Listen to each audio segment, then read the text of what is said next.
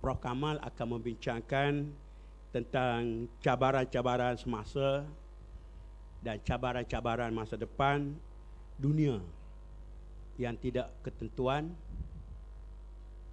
serta penyakit sosial dan budaya yang semakin kronik yang sedang menimpa umat Islam termasuk di negara kita juga, dan juga cabaran globalisasi yang kita semua tahu mengancam kedudukan kita. Kemudian Prof juga akan membincangkan berkenaan dengan manifestasi kecemerlangan ilmu tanpa kecemerlangan budi, atau sebaliknya manifestasi kecemerlangan budi tanpa kecemerlangan ilmu, kecemerlangan tanpa roh,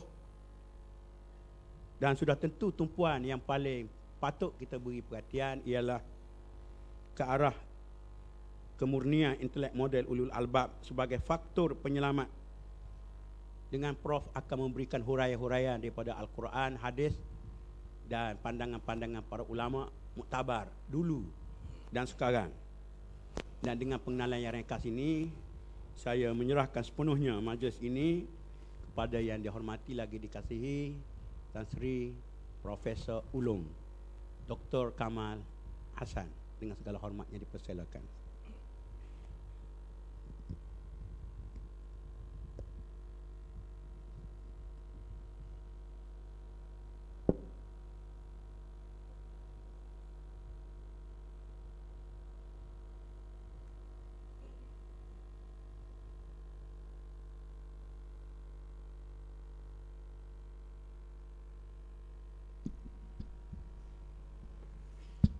بسم الله الرحمن الرحيم.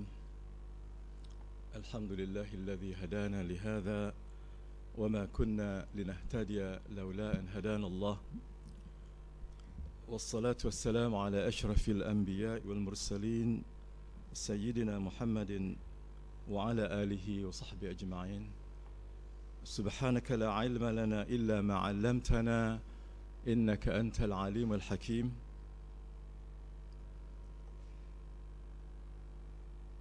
ولا حول ولا قوة إلا بالله العلي العظيم. Yang saya hormati pengurusi sidang ini, yang saya muliakan Datuk Muhammad Syukri bin Muhammad, Mufti Negeri Kelantan, Datuk-datuk, datin-datin, para hadirin yang saya muliakan, Assalamualaikum warahmatullahi wabarakatuh. Pertama-tama saya mengucapkan syukur kehadrat Ilahi kerana dapat bersama-sama pada pagi yang berbahagia ini dalam majlis ilmu yang mendapat keberkatan daripada Allah dan memberi peluang kepada saya untuk pulang ke kampung dan berada dengan sanak saudara di negeri Kelantan Darun Naim yang dikasihi ini. Juga saya ingin mengucapkan setinggi-tinggi terima kasih kepada yang berbahagia Datuk Mufti yang telah menjemput saya untuk menyampaikan kertas kerja ini pada pagi ini. Kertas yang berjudul Ke Arah Pembentukan Aqliyah Ulul Albab. Saya kira suatu usaha untuk mengembalikan akliyah manusia zaman sekarang kepada model murni yang ditonjolkan di dalam Al-Quran sebagai ulul albab. Dan di akhir kertas ini ada beberapa cadangan ringkas yang saya harap dapat kita bincang kalau ada waktu, dan mudah-mudahan Datuk Dr. Kamil Abdul Majid akan mengawal waktu dengan sebaiknya supaya saya diberhentikan pada saat yang perlu diberhentikan. Kemudian kita boleh buka kepada perbincangan. Mudah-mudahan ada waktu untuk perbincangan supaya saya mendapat input yang positif dan juga konstruktif daripada para hadirin dan juga mungkin juga yang kritis daripada para hadirin sekalian, sebab apa yang kita sampaikan ini bukanlah suatu yang baru, cuma saya cuba kaitkan model aqliyah ulul albab itu dengan masalah semasa dan masa hadapan. Sebab pada hemat saya banyak masalah krisis-krisis tamadun hari ini, termasuk skandal-skandal politik, skandal ekonomi, skandal bank, skandal, macam-macam skandal dalam dunia hari ini, merupakan manifestasi daripada penyalahgunaan akal yang diberikan oleh Allah Subhanahu Wa Taala sebagai suatu amanah yang harus digunakan sebagaimana yang ditentukan oleh Allah dan para rasul dalam Al-Quran dan juga dalam kitab-kitab samawi zaman dahulu. Saya mulakan dengan memaparkan cabaran hari ini yang disebut sebagai the age of turbulence ataupun zaman yang penuh gelora dan badai dan ketidaktentuan, dan kita lihat ini dalam pelbagai bidang hari ini dalam politik, demokrasi di Amerika, di Eropah, dan penuh dengan skandal-skandal yang menunjukkan betapa akal manusia yang tidak murni atau akal yang dipengaruhi oleh nafsu membawa kepada krisis-krisis yang besar dalam dunia hari ini. Begitu juga dengan penyakit sosial dan budaya yang semakin kronik pun saya kaitkan dengan masalah akal yang tidak ikut manhaj yang ditentukan oleh Al-Khaliq.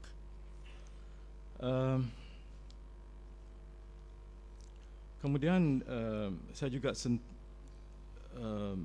menyentuh soal apa yang disebut tadi, kecemerlangan ilmu tanpa kecemerlangan budi, dan ini kita lihat pada hari ini dan banyak manifestasinya yang kita lihat. Antara lain saya sebut di sini berkembangnya barah komersialisasi dalam universiti-universiti di dunia hari ini. Dan keadaan di mana negara yang kuat dan berkuasa dan hebat dalam sains dan teknologi tetapi cukup rendah dari segi budi dan juga nilai-nilai akhlak. Kemudian sebaliknya kita lihat juga keadaan di mana kecemerlangan budi yang tidak diimbangi dengan kecemerlangan ilmu pun membawa masalah. Jadi kita perlu sebenarnya menggabung kecemerlangan ilmu dengan kecemerlangan budi, dan ini di antara ciri ulul albab. Kemudian ekoran daripada itu masalah kecemerlangan tanpa roh ataupun excellence without a soul, at-tafawuq bila roh ataupun biduni roh, pun menjadi masalah. Manusia moden diseru supaya mengejar kecemerlangan, dan kita menyokong ujaran itu sebab kecemerlangan merupakan suatu tuntutan Islam dengan tuntutan ke arah itqan, ke arah ihsan. Artinya kita harus mencari kecemerlangan. Tetapi yang dilakukan dalam dunia hari ini ialah kecemerlangan tanpa roh, kecemerlangan yang tidak berdiri di atas iman dan taqwa kepada Allah Subhanahu Wa Taala.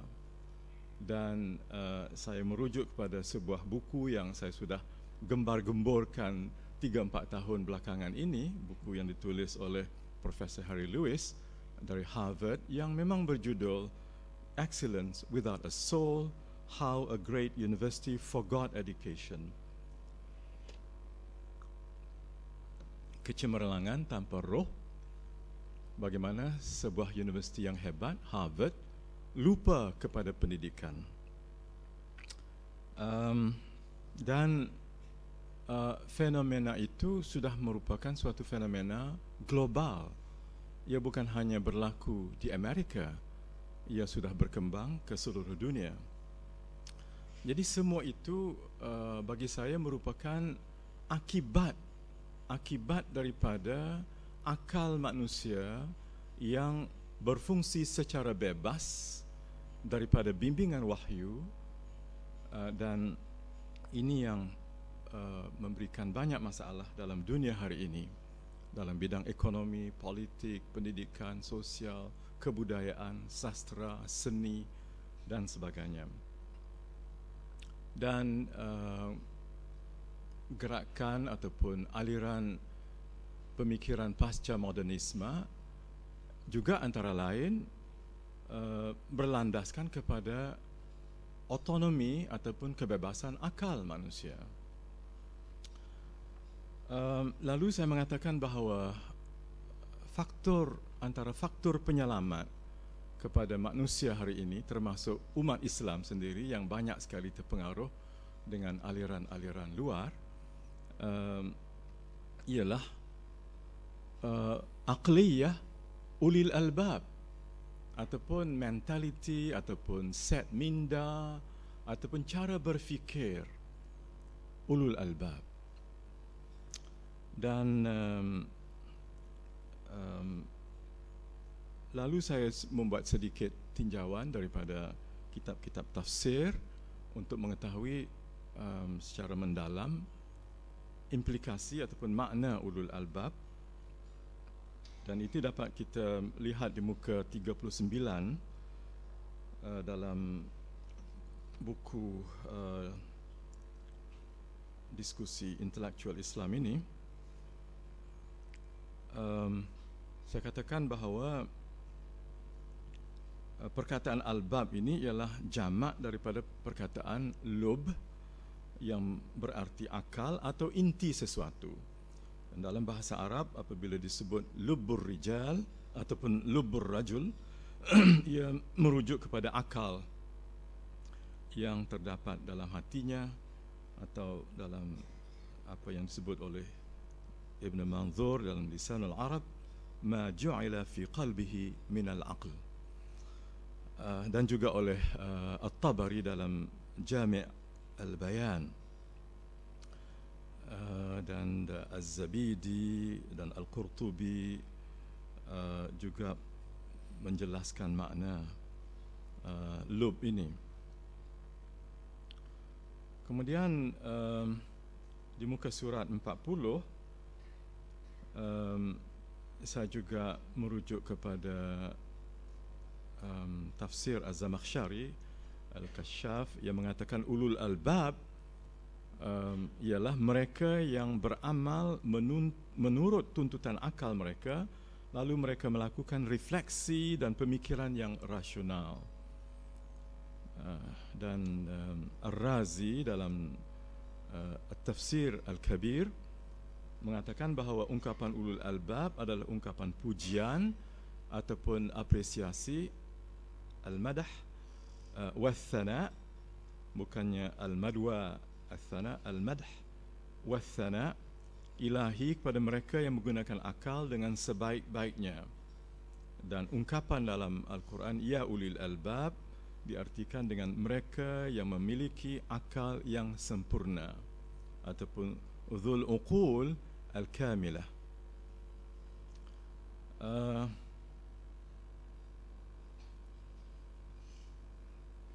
Kemudian di muka surat 41 Ibn Kathir dalam tafsir Al-Quran Al-Karim menerangkan bahawa ulul albab ialah akal-akal yang sempurna dan suci yang memahami perkara-perkara berserta hakikat-hakikatnya dengan cara yang sejelas-jelasnya, al-uqul at-tammah az-zakiyah allati tudriku al-ashya' bihaqa'iqiha ala jaliyatiha, ataupun ulul uqul as-salimah wal afham al-mustaqimah. Begitu juga dengan Al-Alusi yang menyebut ulul albab sebagai ashabul uqul al-khalisah an syawaib al-his wal waham. Asy-Syaukani mengatakan ulul albab ialah ahlul uqul as-sahihah al-khalisah an syawaib an-naqs. Dan Ibn Ashur menyebut ini sebagai al-uqul al-kamilah. Dan Sayyid Qutb dalam Fi Zilalil Quran mengatakan ulul albab ialah orang-orang yang memiliki pemikiran dan pemahaman yang benar, ulul idrak as-sahih. Pak Hamka menjelaskan ulul albab ialah orang mempunyai fikiran dalam. Syekh Abdullah Basmeh juga ikut Bapak Hamka. Dan dalam bahasa Inggeris, Abdullah Yusuf Ali menggunakan man of understanding, Muhammad Asad menggunakan those endowed with insight ataupun understanding. Kemudian kita buat satu ringkasan daripada melihat 16 ayat Al-Quran yang menggunakan ulul albab, dan saya buat ringkasan di situ ciri-ciri aqliyah ulul albab. Antara lain yang pertama iaitu aqliyah ulul albab menjadikan para nabi dan rasul Allah itu sebagai contoh tauladan utama. Itulah yang menjadi contoh utama mereka, dan mereka berpegang pada itu. Tentu sekali dalam zaman sekarang ini sikap itu tergugatnya oleh macam-macam aliran. Kemudian yang kedua, menerima seluruh Al-Quran sebagai kebenaran mutlak daripada Allah, termasuk yang mutasyabihat. Sekarang ini ada yang cuba mentakwilkan macam-macam menggunakan akal semata-mata, dan ada yang mengambil sebahagian Al-Quran dan lupa sebahagian daripadanya. Sedangkan ulul albab menerima semua secara tuntas daripada Allah Subhanahu Wa Taala, dan ini ada implikasinya dalam pemikiran, ada implikasinya dalam perbuatan, ada implikasinya dalam akhlak para ilmuwan. Kemudian yang ketiga, aqliyah yang ketiga ialah sentiasa ingat bahawa segala yang dibawa oleh Rasul sallallahu alaihi wasallam itu adalah kebenaran mutlak dan berpegang teguh kepada perjanjian dengan Allah. Dan yang keempat, tahu memilih aqliyah ulul albab ialah aqliyah yang tahu memilih pandangan yang terbaik, tapi bersandarkan, kata Imam Ar-Razi, hujjatul aqal. Yang kelima, mengambil peringatan daripada musibah yang menimpa para anbiya berdasarkan nazar dan juga istidlal. Dan yang keenam, tahu mengambil pengajaran daripada fenomena pertumbuhan, penurunan dan kemusnahan dalam alam tabi'i, dan ini diambil sebagai iktibar dalam hidup seharian. Dan mereka juga tidak tertipu dengan kemajuan kebendaan ataupun ghurur dengan mata'id dunia. Yang ketujuh, wahyu ilahi menjadi petunjuk dan peringatan utama bagi ulul albab, dan memanglah ilmuwan Islam, ilmuwan yang berpegang kepada ajaran Al-Quran dan Sunnah mengambil wahyu ilahi sebagai petunjuk utama. Dan yang ke-8, berfikir dan bertindak atas dasar taqwa kepada Allah Subhanahu Wa Taala. Dan yang ingin saya beri perhatian sedikit ialah yang ke-9 ini. Dan ini ada kaitan dengan cadangan saya di belakang itu, iaitu yang mengkaji fenomena alam tabi'i sebagai ayat-ayat Allah.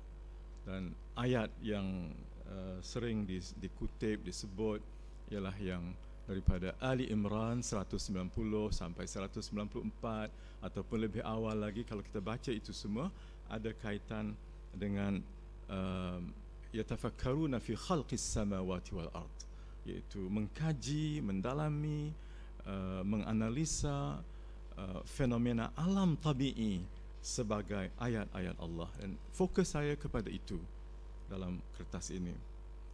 Yang kemudian saya pergi kepada yang berikutnya, sebab saya nak kupas ataupun nak bincang ini dengan lebih mendalam, iaitu yang ke-9 ini, aqliyah yang ke-9. Dan saya bawa isu pentingnya mengkaji fenomena alam tabi'i termasuk diri manusia. Wa fil afaq wa fi anfusihim, dalam alam dan juga dalam diri manusia ini terdapat tanda-tanda yang jelas tentang kekuasaan Allah, kewujudan Allah, ilmu Allah, hikmah Allah, dan kehendak Allah. Saya rujuk kepada tulisan Dr. Yusuf Al-Qaradawi dalam Al-Aqlu wal-Ilm fil Quranil Karim, dalam bahagian Isyadatul Quran bi ulil albab,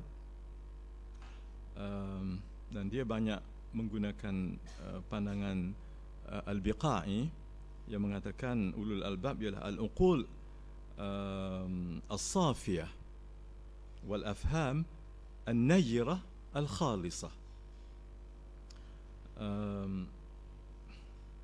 Akal-akal murni dan kefahaman-kefahaman yang cerah dan suci, yang juga yang mencerahkan.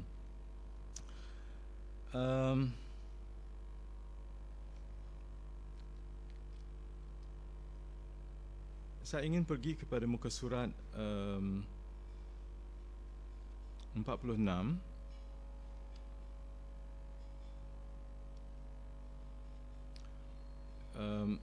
Saya katakan bahawa dalam surah Ali Imran 190 sampai 194, di situ kita lihat bagaimana sifat-sifat keilmuan ataupun aqliyah ulul albab yang bersandarkan kepada iman kepada tauhid dan ketakwaan kepada Allah, termasuk khasyatullah, takut kepada balasan-balasan Allah dan kemurkaan Allah. Dan banyak ulama dan pemikir Islam mengatakan bahawa ulul albab ini sebenarnya merupakan ilmuwan yang menggabungkan zikir dengan tafakkur atau zikir dengan fikir. Aqliyah ulul albab justru mempunyai pandangan yang jauh dan wawasan ukhrawi. So, dalam ayat Ali Imran itu kita lihat bagaimana ulul albab begitu takut apa yang akan berlaku di hari kemudian akibat daripada kelakuan mereka di dunia ini. Jadi ia mempunyai wawasan ukhrawi bahawa setiap hasil kerjanya dan tindak tanduknya, bukan tindak tunduknya, berhubung dengan alam semesta di dunia ini ataupun berhubung dengan sains dan teknologi di dunia ini, pasti mempunyai akibat baik atau buruk di hari pembalasan. Dan wawasan ini cukup jelas dalam Al-Quran. Kemudian saya pergi ke muka surat 47, di mana ayat itu kita bandingkan ayat 190 Ali Imran dibandingkan dengan ayat Al-Baqarah 164, dan ulama tafsir mengatakan bahawa isi dua ayat ini sebenarnya sama, cuma yang Al-Baqarah itu dengan detailnya dan Ali Imran memberi secara ringkas. Tetapi kita lihat dalam detailnya itu, Al-Baqarah itu menyangkut fenomena alam tabi'i dengan khalq as-samawati wal ard, ikhtilaf al-laili wan nahar, wal fulk allati tajri fil bahr bima yanfa'u an-nas. Kemudian itu wa ma'an أنزل الله من السماء وما أنزل الله من السماء ماء فأحيا به الأرض. Apa itu, air dari langit dan apa yang berlaku di bumi dan haiwan yang melata di atasnya, perubahan angin dan juga awan-awan yang terperangkap di antara langit dan bumi. Semua ini merupakan tanda-tanda bagi mereka yang berfikir dengan murni. liqaumin ya'qilun di situ sama dengan liulil albab, cuma ulil albab ini lebih mendalam lagi. Dan Imam Ar-Razi mengatakan kalau kita berfikir secara sepintas lalu ataupun secara tidak mendalam, itu dikatakan aklan, kita melakukan sesuatu aklan. Tetapi kalau pergi secara lebih mendalam, kata dia ini lubban. Itu Ar-Razi. Kemudian saya pergi ke muka surat 48. Dr. Abdul Majid, berapa minit lagi ada? Ya? 15, okey, terima kasih. Ya, konsep alam terbuka, konsep kitab terbuka, ini banyak sekarang ini di kalangan ulama zaman sekarang banyak membicarakan bagaimana alam ini sebenarnya ialah kitab Allah yang terbuka. Dan saya melihat ini banyak dikupas dengan cukup indah oleh Said Qutb. Keindahan ungkapan dan huraiannya itu menakjubkan, dan kerana itu saya banyak berpegang kepada pandangan Said Qutb dalam hal-hal ini. Ia mengatakan bahawa apa yang kita lihat di dalam alam ini merupakan bagi dia kitab maftuh ataupun kitabullah al-maftuh. Dan kitab terbuka ini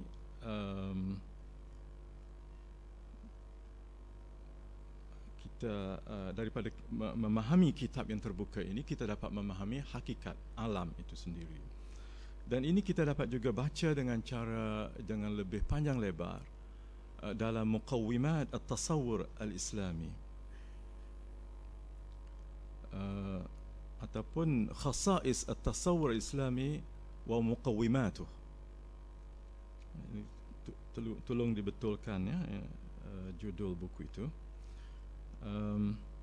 Bagi dia mengkaji, dia melihat alam ini sebagai satu makhluk hadith, kaun halik, fanin, musakhar, musayyar, juga kaun jamil, bahir, kaun sadiq lil hayah wal ahya, ma'nus lil insan bi wajhin khas, ataupun kaun muslim ta'i' li rabbih wa mu'min 'abid li maulah, ataupun dan seterusnya. Dan saya mengatakan di muka surat 49,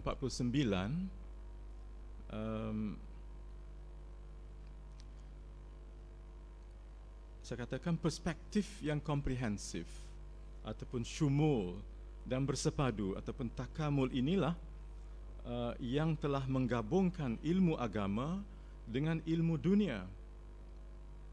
Ini kalau kita guna istilah Imam Al-Ghazali rahimahullah, ulumuddin dengan ulumud dunia, ya, ataupun kalau Ibn Khaldun, ulum aqliyah dengan ulum naqliyah. Dan gabungan antara dua inilah yang melahirkan tamadun yang begitu hebat, yang merupakan muqaddimah ataupun pencetus kepada Renaissance Eropah. Dan nama-nama yang saya sebut di sini saya kira tidak asing lagi pada kita semua, seperti Jabir ibn Hayyan, Al-Khawarizmi dalam matematiknya, Al-Kindi, Al-Razi, Al-Zahrawi, Ibn Al-Haytham, Al-Biruni, Ibn Sina, Al-Zarqali, Ibn Zuhur, Ibn Rushd, Jazari, Athiruddin Al-Abhari, Muayyaduddin Al-Urdi, Nasiruddin Al-Tusi, Ibn Nafis, Qutubuddin Al-Shirazi, Ibn Shatir. Ibn Shatir ini luar biasa. Dia sebenarnya sudah pun dapat mengira keluasan bumi ini dan juga jauhnya bumi daripada langit dan daripada matahari dan sebagainya. Dan kitabnya ini rupanya dibaca oleh orang yang kemudiannya menyampaikan perkara ini kepada Copernicus.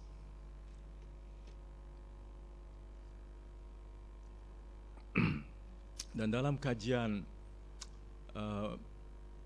seorang ahli sains, sejarah sains yang terkenal, George Saliba, dalam bukunya yang terakhir, Islamic Science and the Making of European Renaissance. Sains Islam dan terjadinya atau munculnya Renaissance Eropah. Dalam buku itu dihuraikan dengan panjang lebar dengan bukti-bukti yang jelas bagaimana Copernicus sebenarnya mengambil daripada Ibn Shatir. Dan banyak lagi hal-hal yang lain yang ditonjolkan oleh George Saliba yang memperkuatkan lagi apa yang sudah diketahui oleh kita semua, bahawa tamadun yang hebat yang lahir dari Andalusia yang menggabungkan ilmu dunia dengan ilmu agama ataupun ilmu tentang apa yang disebut oleh ulama kemudian sebagai ilmu kauniyat dengan ilmu syara', itu digabungkan, maka lahirlah suatu tamadun yang hebat dari segi sains, teknologinya, bukan saja dari segi ilmu agama. Dan inilah yang mendorong munculnya kebangkitan Eropah. Dan tidak mungkin kita pun dapat membangkitkan semula, membangun semula kehebatan itu apabila kita dapat melihat fenomena alam dari perspektif Qurani, bukan perspektif sekular. Kemudian saya fikir elok juga kita petik di sini pendapat Robert Briffault yang ditulis dalam tahun 1919, kemudian George Sarton dan William Draper dan banyak lagi yang menulis betapa Barat itu, kemajuan Barat itu bergantung di atas kemajuan sains dan teknologi orang-orang Islam. Dan muka surat 49 ialah petikan daripada beliau sampai kepada muka surat 50 yang saya ingin sebut di sini. Dia mengatakan bahawa pendapat umum yang mengatakan bahawa Eropah itu sebenarnya mendapat pengaruh langsung daripada Yunani itu tidak betul katanya. Sebenarnya pengaruh itu datang daripada tamadun Islam dan juga daripada hasil pemikiran dan penemuan saintifik orang-orang Islam. Kerana kata dia cara berfikir tajribi ataupun eksperimental itu tidak datang daripada Yunani tetapi datang daripada orang-orang Islam. Manhaj tajribi itu, experimental approach itu dengan nazar, dengan observation, dengan calculation, dengan logic, dengan mantik, bukan datang daripada Yunani tetapi datang daripada saintis Islam. Dan ini pandangan Robert Briffault pada tahun 1919. Orang Barat sendiri pun sudah tidak tahu, tidak ingat, orang Islam juga tidak tahu. Jadi saya katakan bahawa usaha untuk mengembalikan kajian sains ataupun kajian alam berdasarkan tauhid ini ialah sebahagian daripada apa yang kita sebut sekarang ini sebagai agenda ataupun projek Islamiyatul Ma'arif, Islamisasi ilmu pengetahuan manusia, ataupun juga disebut di Sudan sebagai Islamul Ma'arif, atau di Arab Saudi dan juga di Mesir Al-Ittijah At-Ta'sili lil Ulum, ataupun juga disebut secara umum Al-Manzur Al-Islami lil Ulum.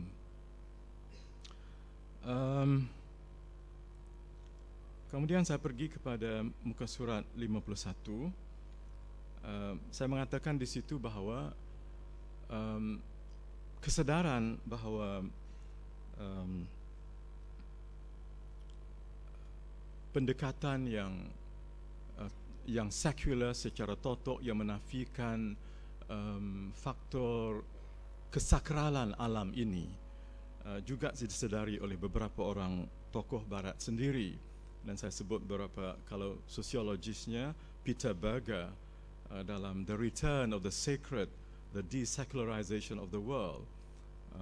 Dan juga kita lihat dalam tulisan Karen Armstrong, The Case for God, juga dalam editor majalah Economist yang mengakui bahawa God is back. Kalau kita lihat kepada Nietzsche yang mengatakan God is dead, sebenarnya yang mati itu Nietzsche, God tidak mati. God is not dead, Nietzsche is dead, and God is back. Ini artinya suatu pengakuan di kalangan beberapa tokoh pemikir barat bahawa kesakralan alam itu tidak dapat dinafikan. Dan walaupun saya katakan golongan ateis semakin hebat, semakin kuat mempertahankan ataupun mengukuhkan pendirian ateisme mereka, seperti Sam Harris, Richard Dawkins, Christopher Hitchens, yang mengatakan God is not great dan sebagainya. Sekarang saya ingin balik kepada ayat 190 surah Al-Imran, yang saya petik di sini ialah pandangan Syekh Qutb yang pada hemat saya, sebab dia tulis ini dalam tahun 60-an. Bagi saya, Syekh Qutb merupakan barangkali yang pertama yang membincangkan soal world view Islam dengan menggunakan at-tasawwur al-islami lil wujud. Itu dalam fi zilalil Quran, iaitu dan dikatakan ini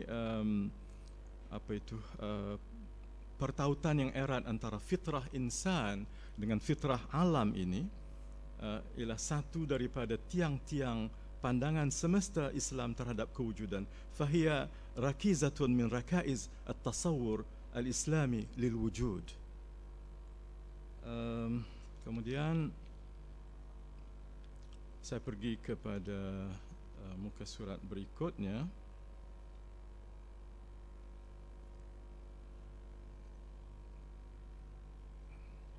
Muka surat 53.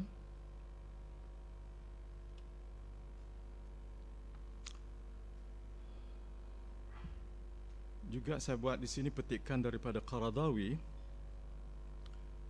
Ilmu yang disanjung oleh Al-Quran dan diberi perhatian oleh ayat-ayatnya merangkumi setiap ilmu pengetahuan yang dengannya hakikat-hakikat semua perkara akan terserlah. Dengannya juga tingkap kejahilan dan keraguan akan ditarik daripada akal insan, sama ada objek kajiannya itu mengenai alam semesta dan tabi'i atau mengenai manusia. Kalau mengenai manusia sekarang ini kita sebut social sciences, human sciences. Kalau mengenai alam tabi'i, science ataupun modern science. Dan mengenai perkara wujud atau perkara ghaib, sama ada cara memperolehi pengetahuan itu melalui panca indera atau perkara ghaib, sama ada cara memperoleh pengetahuan itu atau eksperimen, atau melalui penggunaan akal dan pembuktian, atau melalui wahyu dan kenabian. Dan dia mengatakan lagi bahawa sebagaimana tidak benarnya pendapat orang-orang berfaham sekular bahawa ilmu pengetahuan hanya terbatas kepada apa yang boleh diketahui melalui pemerhatian indrawi dan eksperimen, ini pandangan sekular, maka tidak benar juga, kata Qaradawi, sangkaan sesetengah orang Islam yang kuat beragama bahawa ilmu dalam Al-Quran hanya merujuk pada ilmu agama. Itu pandangan Syekh Qaradawi. Banyak sekali ayat-ayat Al-Quran yang menunjukkan bahawa perkataan ilmu merangkumi pelbagai jenis ilmu pengetahuan. Dan dalam surah Al-Fatir ayat 27 dan 28, istilah al-ulama dikaitkan dengan beberapa fenomena alamiah. Dan di situ kita baca ayatnya, ya, iaitu a'udzubillahi minasyaitanir rajim. Alam tara anna Allah anzala minas samai ma'an fa akhrajna bihi thamaratin mukhtalifan alwanuha ومن الجبال جدد بيض وحمر مختلف ألوانها وغرابيب سود ومن الناس والدواب والأنعام مختلف ألوانه كذلك إنما يخشى الله من عباده العلماء. Siapakah, muka surat 54, siapakah yang dimaksudkan dengan al-ulama dalam ayat ini? Syekh Qutb menerangkan bahawa al-ulama dalam konteks ini ialah, saya petik, para ilmuwan atau bijak pandai yang membacanya, iaitu membaca alam, membaca fenomena alam, memahaminya dan mendalaminya. Merekalah yang takut kepada Allah. Dan fenomena dan kepelbagaian yang wujud dalam alam semesta diibaratkan oleh Syekh Qutb sebagai lembaran-lembaran daripada kitab alam semesta yang boleh dibaca oleh mereka yang menjadi ahli dalam bidang-bidang pengkhususan mereka. Dari bacaan para ilmuwan itu, mereka mengenali Allah Subhanahu Wa Taala dengan pengetahuan yang sebenarnya. Mereka mengenali Allah dari kesan-kesan ciptaannya dan mereka menanggapinya dari kesan-kesan kesemua kuasanya. Lalu mereka merasa takut kepadanya dengan sesungguhnya, bertakwa kepadanya dengan sesungguhnya, dan mengabdikan diri kepadanya dengan sesungguhnya. Tapi kalau kita lihat kepada ahli sains moden, apalagi ahli sains yang sekular, ini tidak ada dalam akliyah mereka, dalam pribadi mereka, walaupun mereka mengkaji kitab terbuka Allah. Jadi kata dia, segala kepelbagaian, keajaiban, keteraturan yang wujud dalam alam fizikal ini hanya boleh dimengerti oleh mereka yang benar-benar mengetahui kitab ini. Ya, la yudrikuha illa al-ulama bihadzal kitab. Para ilmuwan yang mengetahuinya dengan ilmu yang berkaitan langsung, kata ilman wasilan, pengetahuan yang dirasakan oleh hati dan mengarahkannya. Lalu ia melihat menerusi tangan Allah yang mencipta kepelbagaian warna, bentuk dan keteraturan dalam alam yang semesta ini. Kemudian saya berikan pandangan Syekh Yusuf Al-Qaradawi yang dapat dibaca dalam kitab Al-Ilm wal-Aql itu. Dia kata di sini, fal ulama huna kama yabdu min as-siyaq laisu humul ulama ad-din وفقهاء الشريعة على فضلهم ومكانتهم وإنما هم الذين يعرفون آيات الله ويكتشفون سنته في خلقه فيما ذكر من السماء والنبات والجبال والناس والدواب والأنعام أي الذين يعرفون عظمة الله من خلال معرفتهم بعلوم الإنسان وعلوم الحياة من نبات وحيوان ومن خلال هذه المعرفة الحقيقية يخشون الله إذ لا يخشى الله ويخاف مقامه حقا إلا من عرفه سبحانه. Jadi dari di sini secara ringkas kita lihat bahawa dalam ayat ini, dalam siak ayat, konteks ayat ini, yang dimaksudkan ulama di situ ialah mereka yang betul-betul mengetahui tentang proses alam ini. So itu kata dia,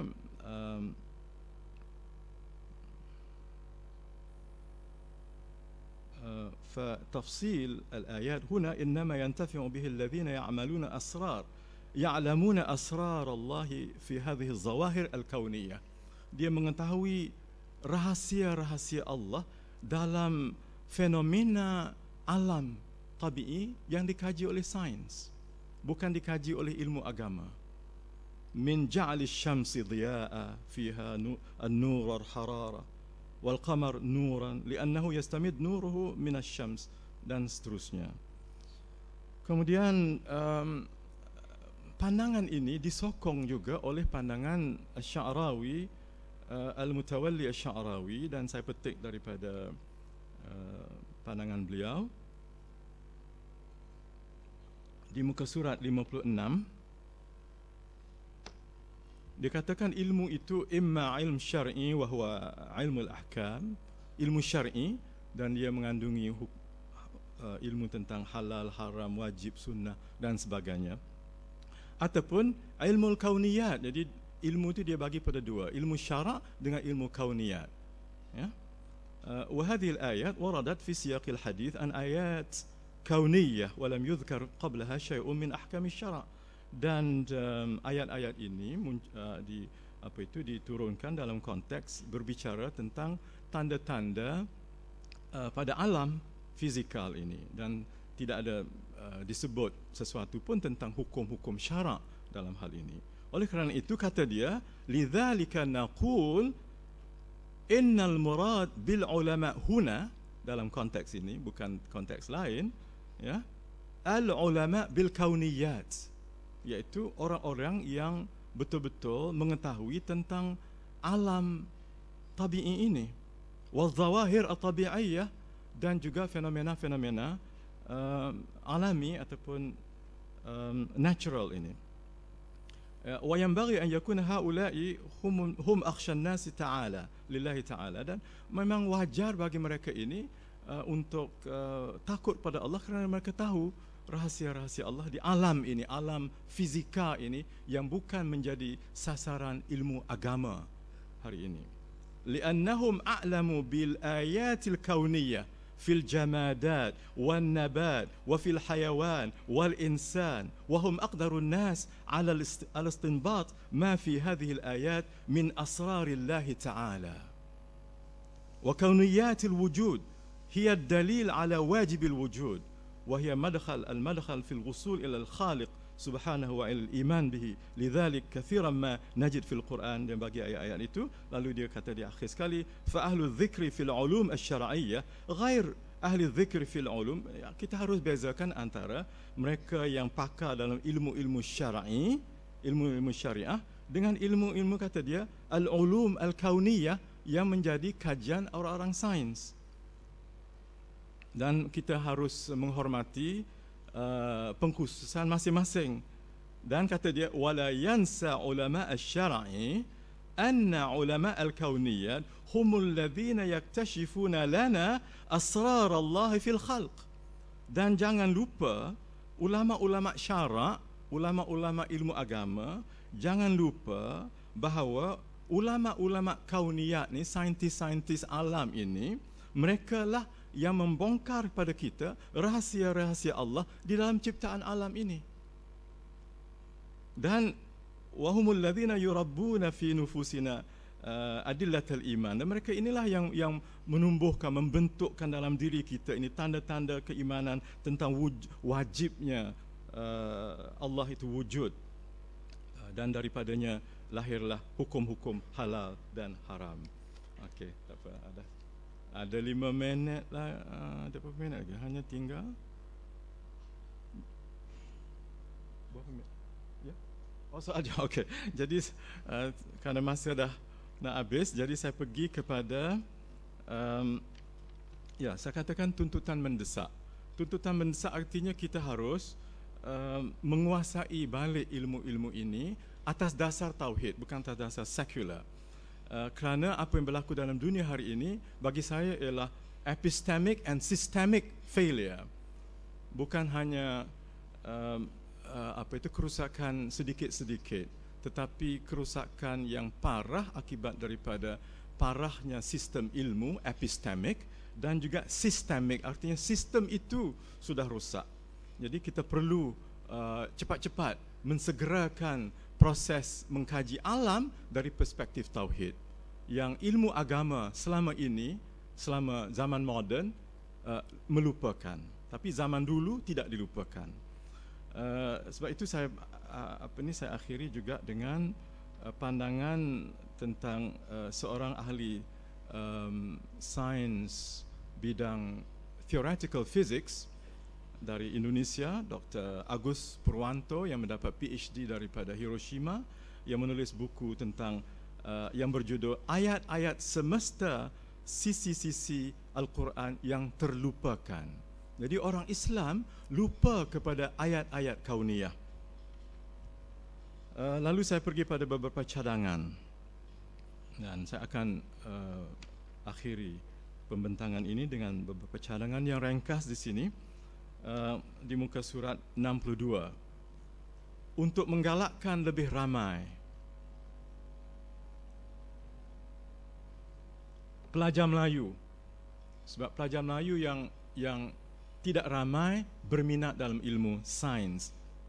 Tapi yang saya anjurkan, sains yang berdasarkan kepada tauhid, bukan sains yang berdasarkan kepada worldview, syirik, kufur ataupun zulm. Maka pelajaran sains wajar diperkenalkan dengan jenama baru. Arti bukan kita sebut, artinya bukan sains, tetapi ilmu tentang tanda-tanda Allah pada alam dan manusia. Yang kedua, guru-guru sains dan matematik yang beragama Islam diberi pendedahan tentang apa itu yang kita sebut worldview Islam ataupun ru'yah al-kauniyah al-islamiyah ataupun ru'yatul alam al-islamiyah, pandangan semesta alam tentang dari Islam. Dan juga kita dedahkan guru-guru sains ini kepada akhlak dan aqliyah ulul albab. Kemudian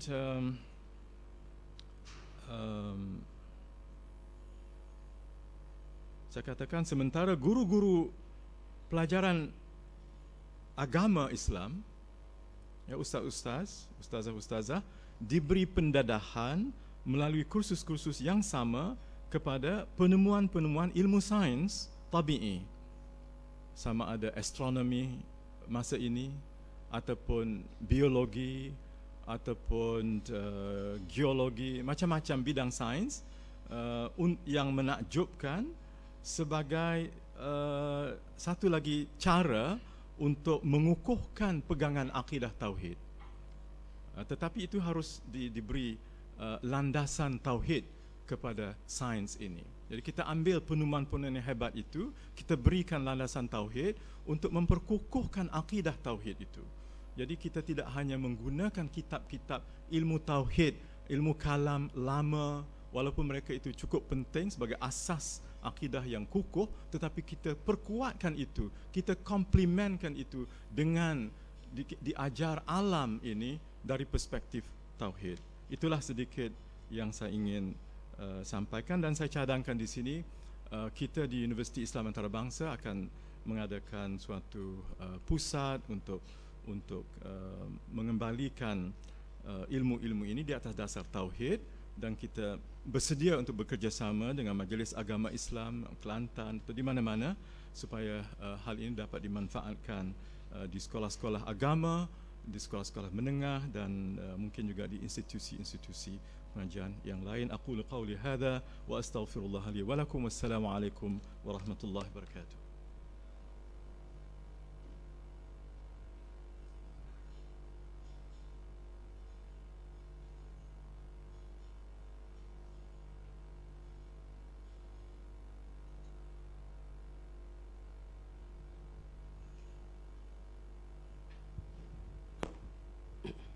Alhamdulillah.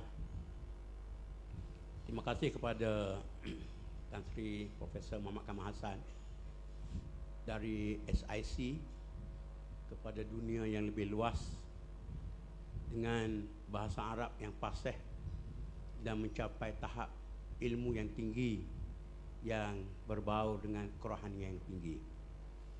Jadi kalau orang Melayu mengatakan ikutlah resmi padi, semakin berbuah, semakin tunduk, maka inilah salah satu daripada pohon-pohon padi yang boleh menjadi ikutan kepada kita semua. Sebenarnya kertas kerja ini tidak cukup dengan pembentangan ini saja, kita harus menghadamkan. Dan lebih daripada itu, saya mencadangkan supaya sebahagian besar daripada kita dapat menyebarkan idea-idea ini dalam bahasa yang lebih mudah kepada masyarakat umum untuk mencapai apa yang kita sebut ke arah menuju akliyah ulul albab. Saya sengaja mempercepatkan Prof Kamal berhenti untuk memberi peluang kepada tuan-tuan puan-puan mengambil peluang yang bukan mudah untuk berdepan dengan Prof Kamal, yang saya yakin jarang masa yang ada untuk kita bersama-sama. Jadi ambillah peluang ini seluas-luasnya, dan kita akan berhenti apabila tuanku berangkat. Yang kita tidak mahu ada masa senggang yang panjang, jadi saya beri peluang lah supaya mengambil faedah daripada seorang ilmuwan yang tersohor, bukan saja di negara kita tapi di peringkat antarabangsa. Dengan segala hormatnya dipersilakan. Ya.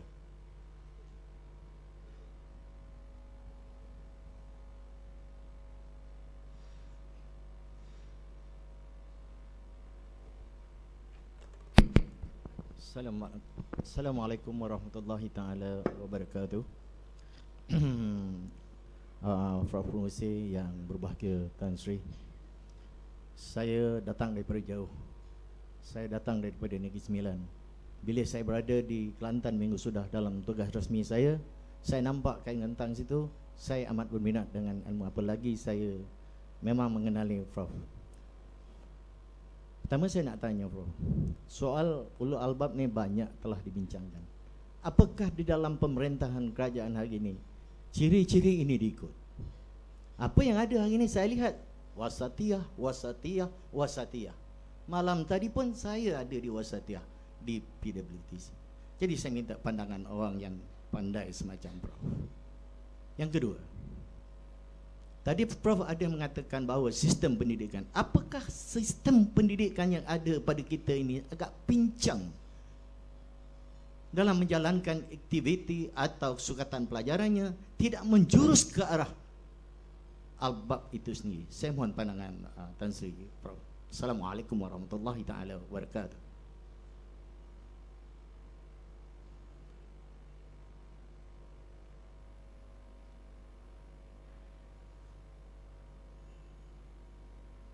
Terima kasih kepada soalan yang telah dikemukakan. Kita ambil dua soalan lagi untuk dijawab secara langsung. Ya.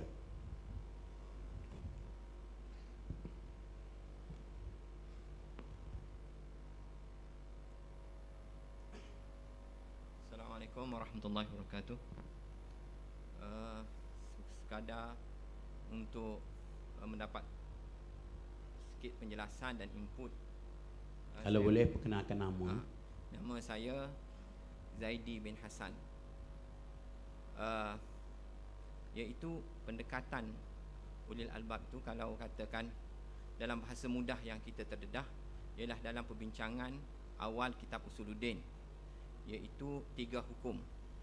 Hukum akal yang kita menyusun cara kita berfikir untuk mendapatkan natijah, qadiyatul kubra, qadiyatul sugranya.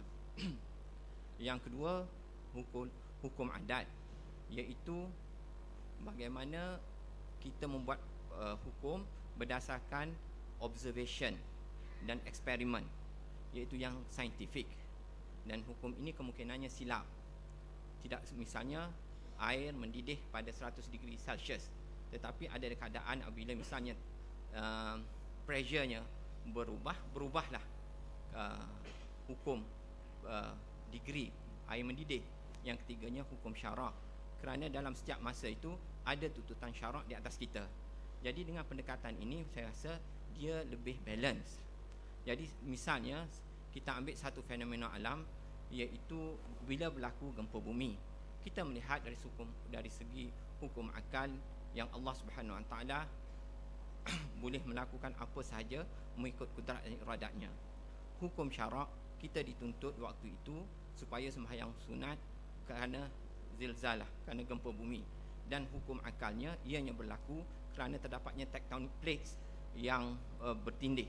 Tetapi ada kadang-kadang berlaku, misalnya di Amerika waktu satu masa itu tidak ada pun aktiviti tektonik, tetapi berlaku juga gempa bumi.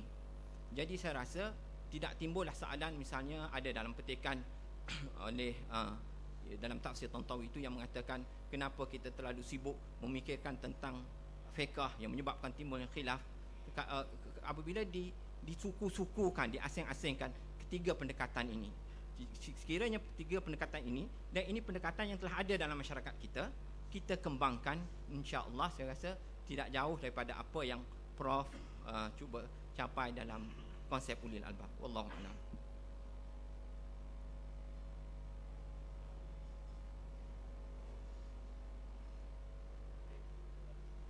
Bismillahirrahmanirrahim. Assalamualaikum warahmatullahi wabarakatuh. Pertamanya terima kasih kepada yang berbahagia Prof di atas pembentangan yang cukup menarik, kertas yang cukup hebat. Soalan saya pada tengah hari ini, berdasarkan kepada senario dan situasi semasa yang berlaku di negara kita, soalan ringkasnya, apakah langkah yang sepatutnya diambil untuk kita nak melahirkan satu generasi yang boleh dikelaskan sebagai memiliki aqliyah ulil albab? Itu saja, wallahu a'lam. Terima kasih. Untuk peringkat ini kita jawab 3 soalan dulu. Kemudian kalau ada masa kita bagi peluang untuk soalan keempat. Silakan Prof.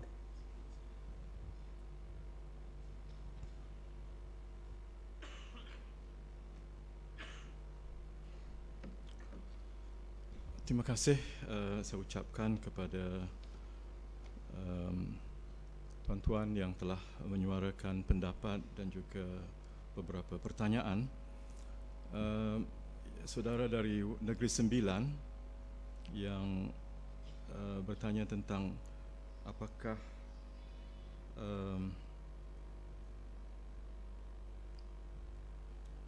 apakah pemerintahan hari ini mengikuti ataupun melaksanakan tuntutan-tuntutan ini. Saya fikir secara umum apa yang saya suarakan ini ialah suatu tuntutan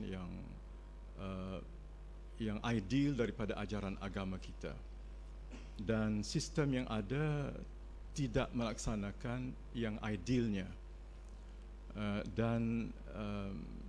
tetapi saya tidak menutup kemungkinan sistem itu boleh diperbaiki untuk menuju ke arah yang lebih ideal. Umpamanya saya katakan tadi, guru-guru sains umpamanya tidak hanya didedahkan kepada pandangan sekular tentang alam, tetapi kepada world view Islam, world view Tauhid. Dan ini boleh dilakukan kalau ada keinginan dan apa itu juga dibuat dasar untuk ke arah itu. Dan saya lihat kalau dalam sistem pendidikan agama, sekolah-sekolah agama sama ada di bawah Kementerian Pelajaran ataupun negeri, boleh melaksanakan ini. Tapi pemerintah ataupun sebagai kerajaan, saya fikir mereka yang mungkin ada pendidikan agama mungkin sedar hal ini.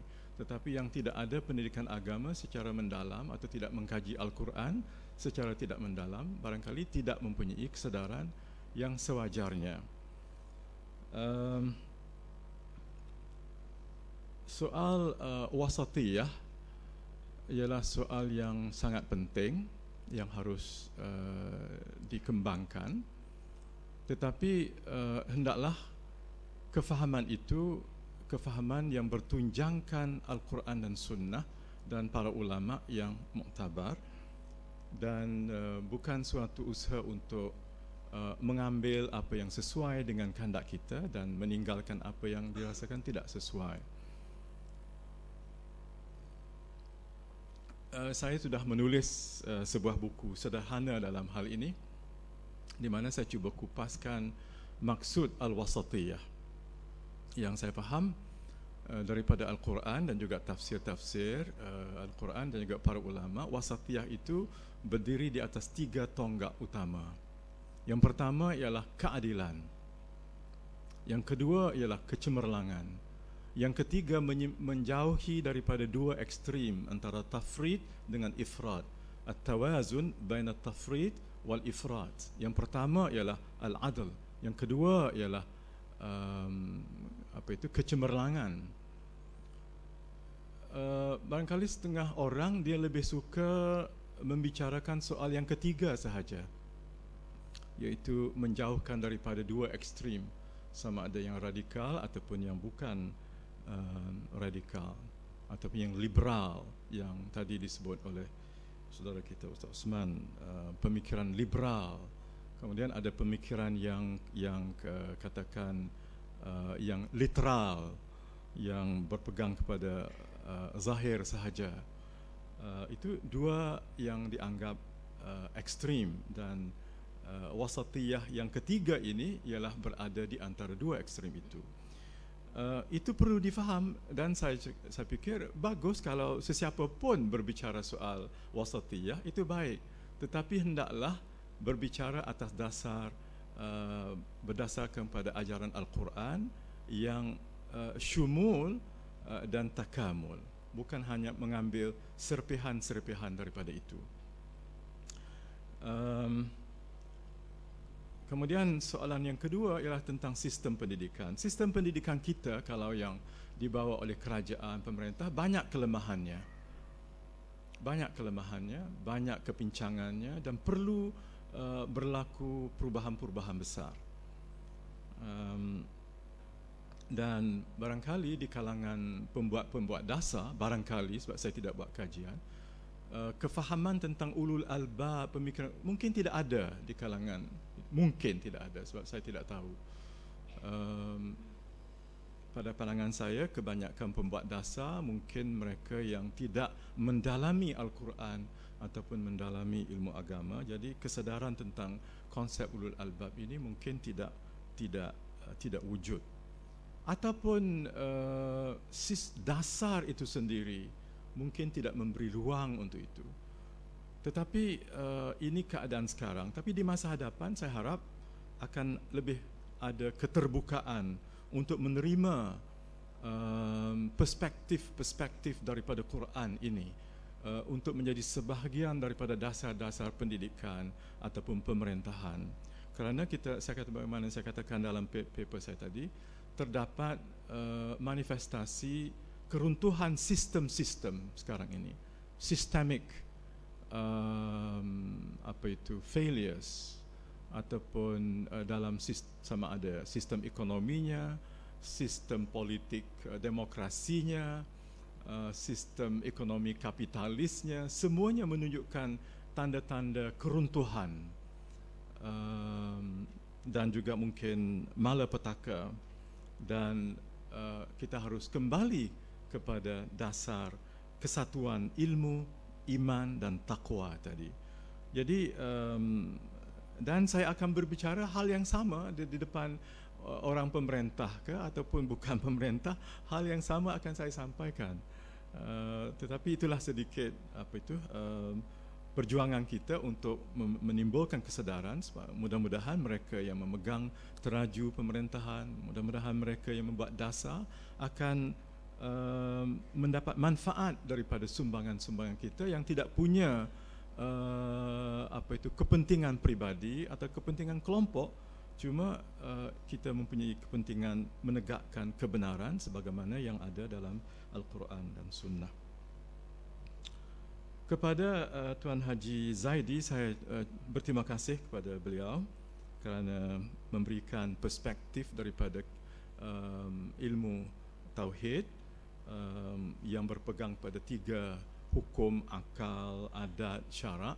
Sebenarnya ulul albab ini akan menggunakan ketiga-tiganya, bukan hanya hukum akal sahaja, ya. Dia pegang pada syarak, pegang pada adat, pegang pada akal. Dan ulul albab itu akliyah yang merangkumi ketiga-tiga itu. Jadi saya setuju dengan beliau bahawa kita boleh kemukakan pendekatan yang klasik itu daripada ilmu tauhid. Cuma apa yang saya tekankan di sini bukan soal penyatuan akal, adat dan syarak, tetapi kajian tentang alam, artinya ilmu sains itu banyak diabaikan oleh orang Islam zaman sekarang. Orang Islam zaman dahulu tidak mengabaikan. So itu kita dapat nama-nama ratusan ulama-ulama hebat tentang sains, tentang perubatan. Kitalah yang merupakan pelopor-pelopor. Orang Islam ya pelopor ilmu sains. Tetapi sejak zaman katakanlah 17 sampai sekarang, orang Islam bukan lagi pelopor ilmu sains. Ini yang saya timbulkan. Jadi kita boleh jadi pelopor sebab kita pernah menjadi pelopor dalam bidang ini. Kita mengabaikan ilmu sains ini atau kita mengabaikan ayat kauniyah. Itu yang saya timbulkan. Bukan soal gabungan antara akal. Itu sudah semestinya demikian, antara akal, adat, syarak, antara fikir dengan antara zikir dengan tafakkur, antara khasyatullah dengan memahami alam, menggunakan alam dengan sebaik-baiknya. Ya, itu memang disetujui. Cuma pandangan Syekh Tantawi, dia menulis pada tahunnya pada waktu itu, dan ini saya petik daripada buku Agus Purwanto yang dia petik daripada tulisan Tantawi yang menyesali bahawa kita ulama-ulama kita di zaman Tantawi barangkali di Mesir lebih banyak menumpukan perhatiannya pada kitab-kitab fiqh, sedangkan kitab tentang alam tidak ada. Jadi itu ketandusan ilmu kita dalam tentang alam dari perspektif tauhid, itu yang dikesali. Bukannya bahawa kita tidak menggabungkan hukum akal, adat dan syarak. Yang ketiga, ya, secara ringkas beliau ingin mengetahui bagaimana langkah-langkah yang perlu diambil untuk melahirkan akliyah ini. Jadi saya katakan tadi beberapa cadangan tadi, artinya pelajar-pelajar Islam dalam mempelajari agama, ya, dia mempelajari agama daripada ilmu agama, tapi dia juga boleh mendapat kekuatan akidah daripada mempelajari sains berdasarkan tauhid, bukan sains berdasarkan ilmu sekular. Jadi yang dikaji sama juga, cuma landasan Quran ialah landasan tauhid, sedangkan landasan ilmu sains hari ini ialah sekular, syirik, kufur, zulm, nifaq.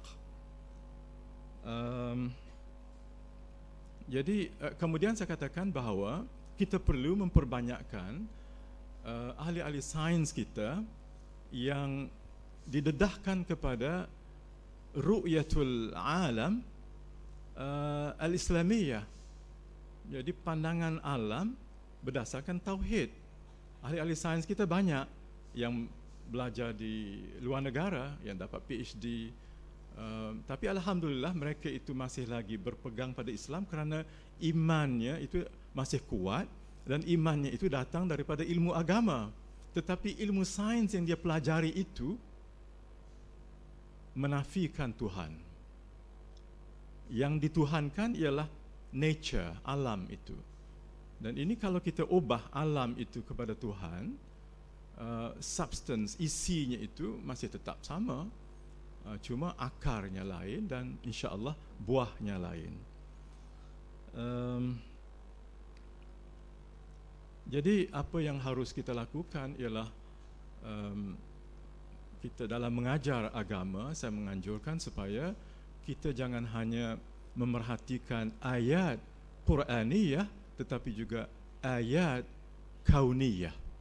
Dan ini memerlukan ahli agama juga mengetahui sedikit sebanyak tentang perkembangan terakhir dalam mathematics ataupun dalam fizik, pergi kepada quantum physics dengan teori-teori barunya yang boleh mendekati agama. The new physics, bukan lagi physics Newton dan pre-Newton, tapi the new physics itu hampir-hampir kalau mendekati agama dengan metaphysicsnya. Begitu juga dengan alam astronomi, dengan ilmu astronomi yang baru, kita boleh manfaatkan itu. Jadi dengan demikian saya mengharapkan insya-Allah 50 tahun ke depan ini pemikiran saintifik akan muncul semula dari kalangan cendekiawan Muslim, tetapi berdasarkan pada tauhid. Terima kasih. Assalamualaikum.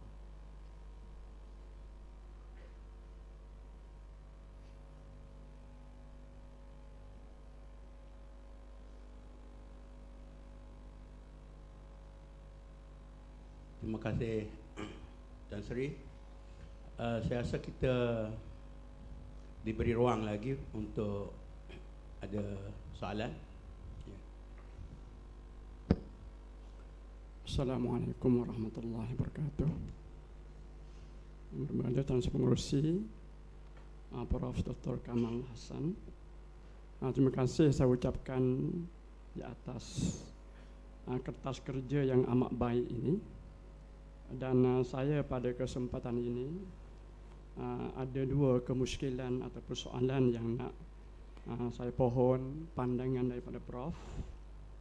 Yang pertama, merujuk kepada kertas kerja muka surat 43 pada nombor 2, Aqliyah Ulul Albab menerima seluruh Al-Quran sebagai kebenaran mutlak daripada Allah Subhanahu wa taala. Dan saya pohon pandangan Prof berhubung dengan ayat-ayat mutasyabihat.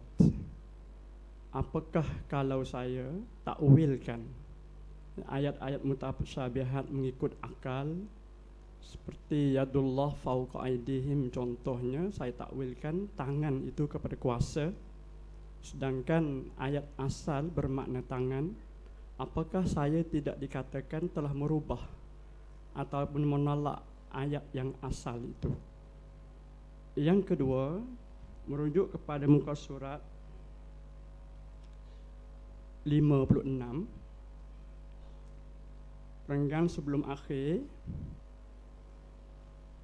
wala yansa ulama asy-syara' anna ulama al-kauniyat humul ladzina yaktashifuna lana asrar Allah fil khalq wa humul ladzina yurabbuna fi nufusina adillatal iman biwajibil wujud alladzi tasdar anhu ahkamul halal wal haram. Saya tak berapa jelas berhubung dengan ayat ini. Apa yang saya boleh faham, seolah-olah ulama syara' itu ketinggalan berbandingkan dengan ulama al-kauniyat. Sedangkan kita dapati ulama-ulama syara' di waktu dahulu, mereka lah yang membongkarkan rahsia-rahsia al-kauniyat, yang memberi ilmu pengetahuan kepada generasi-generasi yang datang, sehingga lahirlah ahli-ahli sains dan sebagainya. Pohon pandangan Prof. Sekian. Wassalamualaikum warahmatullahi.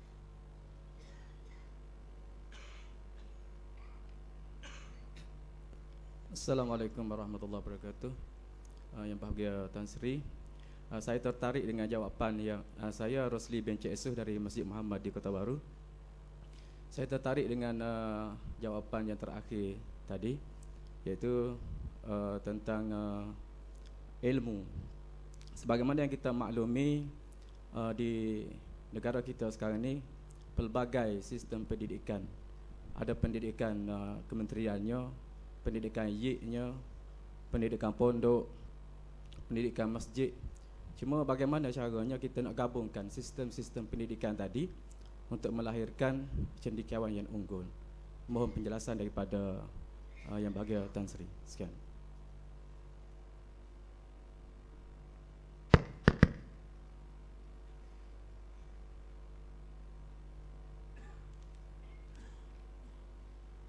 Kita beri jawapan dulu.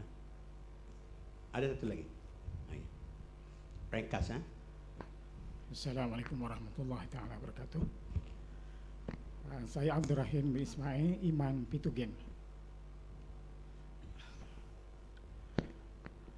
Saya nak respon kepada sains di dalam ilmu tauhid. Mengikut saya belajar dulu, ilmu tauhid itu sudah ada ilmu sains. Sebab dalam ilmu tauhid itu dia ada dua kategori. Pertama nazari, kedua dururi. Maka di situ sains sudah ada di dalam kategori nazari. Sebab kita nak kenal Tuhan ni kena kaji dulu. Kena kaji makhluk ini sebagai buktinya ada Tuhan. Di situ saya rasa wujudlah ahli sains. Cuma tinggi tak tinggi itu ialah. Sekian, terima kasih. Boleh tanya lagi tak? Assalamualaikum.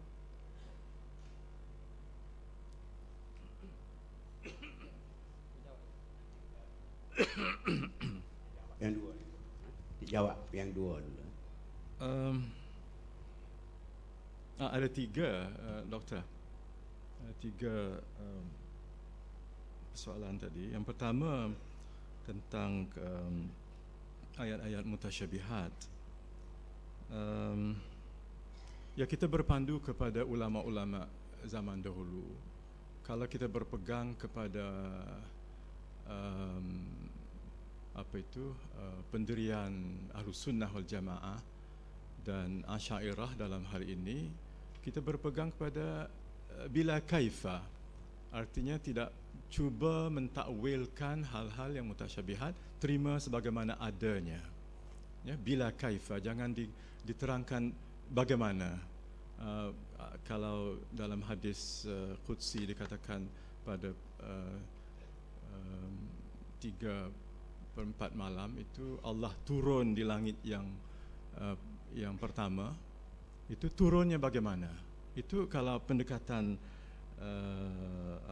yang kita anggap yang boleh kita pegang ialah tidak kita takwilkan bagaimananya, sebab tidak sama bagaimananya Allah bertindak dengan bagaimananya manusia bertindak. Itu pendirian yang umum yang dipakai oleh ulama-ulama tradisional. Tetapi ada juga pengertian dalam kalangan Ahlus Sunnah wal Jamaah juga pendekatan yang cuba mentakwilkan pandangan ini, umpamanya kalau yadullah itu dikaitkan dengan kuasa, itu memang berdasar kepada ijtihad ulama-ulama, tetapi tidak keluar daripada apa yang dibolehkan pada pandangan saya. Tadi pun dalam Syekh Qutb dalam tulisannya juga mengatakan bahawa bila kita mengkaji alam ini dari perspektif tauhid, maka kita mengenali rahsia-rahsia alam itu dari tangan Allah, melalui tangan Allah. Jadi tangan Allah dengan tangan manusia tentu sekali tidak sama. Jadi jawapan saya ialah lebih baik kalau hal-hal yang mutasyabihat itu terima sebagaimana adanya dan tidak perlu ditakwilkan, sebab kita tahu bagaimana hebatnya pemikiran manusia. Seperti Ar-Razi cuba mentafsirkan hal-hal yang sedemikian. Imam Al-Ghazali juga dalam tulisan-tulisan banyak merungkaikan apa yang disebut hikmah di sebalik hukum-hukum syarak, dan juga cuba dikaitkan dengan hikmah itu dalam batas-batas yang dibenarkan boleh, tetapi kita tahu bahawa akal manusia ini amat terbatas. Jadi sikap yang lebih selamat ialah bila kaifa, terima sebagaimana adanya.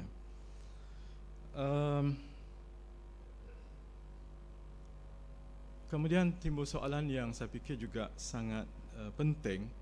Kita mempunyai pelbagai sistem pendidikan. Ada sistem negara, ada sistem negeri, ada sistem swasta, ada sistem kerajaan, ada sistem pondok dan sebagainya. Dan soalannya bagaimana nak gabungkan, disatukan. Nak satukan saya fikir tidak mudah, kerana masing-masing ada sejarahnya, masing-masing ada konteksnya dan ada keperluannya.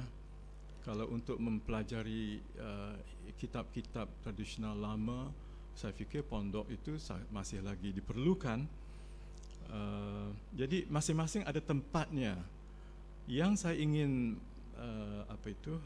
cadangkan ialah ditambahkan aspek-aspek kauniyah ini dalam pembelajaran agama, sama ada di pondok kah, di sistem pendidikan YIK kah, ataupun kerajaan kah, ataupun di mana sahaja. Al-Quran itu dipelajari bukan hanya ayat Quraniyah, tetapi ayat kauniyah juga dimasukkan supaya kita menggabungkan apa yang disebut oleh seorang alim masa ini, Syekh Taha Jabir Al-Alwani, al-jam'u bainal qira'atain, iaitu kita gabungkan antara dua bacaan. Selama ini kita sama ada kita baca alam dari perspektif sekular atau kita baca Quran dari perspektif iman dan taqwa. Dia nak kita Quran yang mesti kita baca, tetapi alam dibaca dari perspektif Quran. Quran difahami sepenuhnya juga dengan mendapat maklumat daripada ilmu alam. So, tak mungkin kita dapat faham Al-Quran sepenuhnya tanpa memahami ilmu alam. Sebab Al-Quran berbicara tentang alam begitu banyak sekali. Tentang umpamanya kejadian kita bayi dalam rahim ibu. Kalau kita tak belajar daripada ilmu daripada obstetrician, kalau kita nak dapat faham lebih baik lagi, kita kena tanya seorang doktor dalam bidang ini. Barulah kita dapat betul-betul memahami hebatnya kuasa Allah dan ilmu Allah. Jadi saya mencadangkan supaya kita pergiatkan mempelajari ayat Allah dalam kaun ini dengan mendapat maklumat daripada ahli-ahli sains yang beriman dan bertakwa, bukan ahli-ahli sains yang faham sekular. Kemudian pandangan Pak Imam kita, saya juga terima kasih pada Pak Imam yang mengatakan bahawa Pak Imam Abdul Rahim tadi, bahawa ilmu tauhid pun sudah ada ilmu sains. Saya tidak nafikan adanya rujukan kepada sains ataupun kepada alam, sebab dikatakan ilmu nazari dan ilmu daruri itu digabungkan. Cuma kita lihat dalam kitab-kitab tauhid yang membicarakan soal alam ini, baik buminya ataupun langitnya ataupun planetnya, itu mungkin tak ada dalam tak begitu banyaklah. Mungkin dalam ilmu falak ada banyak sekali tentang alam ini, dalam astronominya. Jadi ilmu falak pun kita tak bawa dalam mengaji ilmu tauhid. Tapi kalau kita bawa maklumat dalam ilmu falak itu pada kajian ilmu tauhid, barangkali itu lebih menguatkan lagi pelajaran ilmu tauhid. Jadi apa yang saya cadangkan di sini bukan sekadar, saya tidak nafikan bahawa adanya rujukan kepada pentingnya ilmu alam itu, tetapi kita nak memperbanyakkan orang-orang yang mengkaji alam ini, supaya mengkaji alam dari perspektif tauhid, supaya apa yang dicapai oleh ulama-ulama besar zaman dahulu, ratusan ulama zaman dahulu yang hebat dari segi ilmu syaraknya, ilmu kauniyatnya, ya gabung bersatu, ilmu sina dan sebagainya, banyak nama-nama itu, kita nak tengok ulama-ulama itu muncul semula. Terima kasih.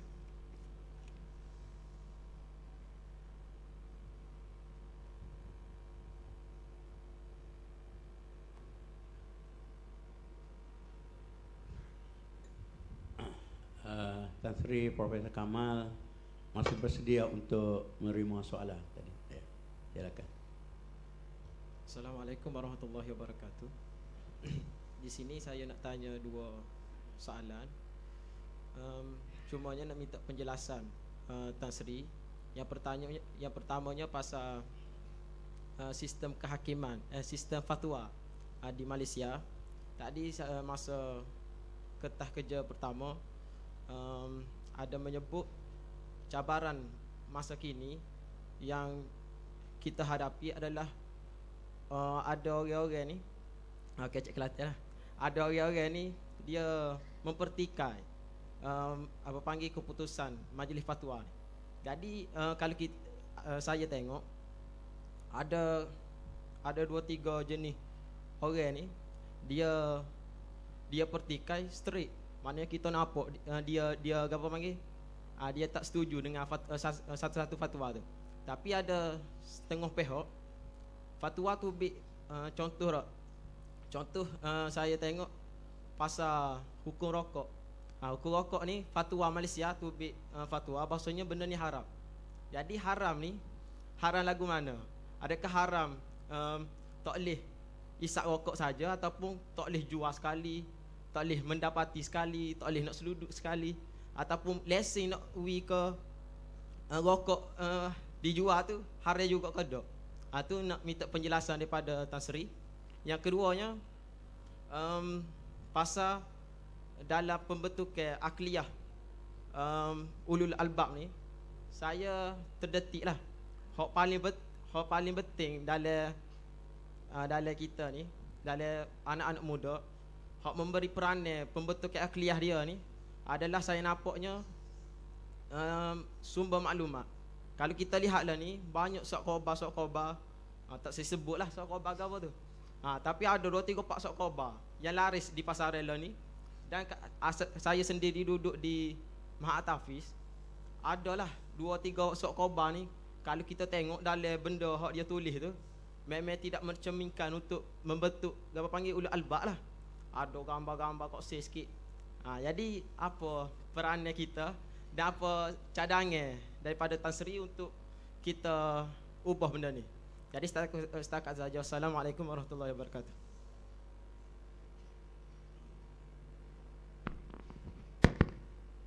Assalamualaikum.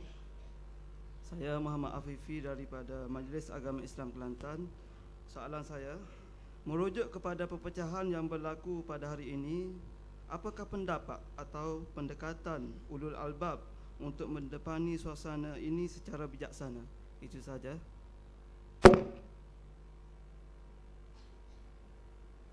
Ya, satu soalan lagi. Terima kasih. Assalamualaikum warahmatullahi wabarakatuh. Yang berbahagia dan amat saya hormati Tan Sri, seterusnya sidang hadirin sekalian. Saya Ibrahim bin Hussein. Saya nak merujuk kepada kata kerja muka surat 36 berkaitan dengan cabaran masa depan umat Islam secara global. Di sini Tan Sri telah menjelaskan beberapa perkara yang pada saya amat menarik perhatian saya. Umat Islam perlu kepada memiliki beberapa kriteria tertentu untuk menghadapi cabaran masa depan dan masa kini. Soalan saya ialah, apakah sistem yang sedang berjalan pada hari ini mampu melahirkan beberapa ciri yang telah digagaskan oleh Tan Sri yang perlu dimiliki oleh kita umat Melayu Islam untuk pada masa kini dan pada masa depan, dan apakah perubahan yang perlu kita lakukan untuk memenuhi tuntutan cabaran zaman dan akan datang. Sekian, terima kasih.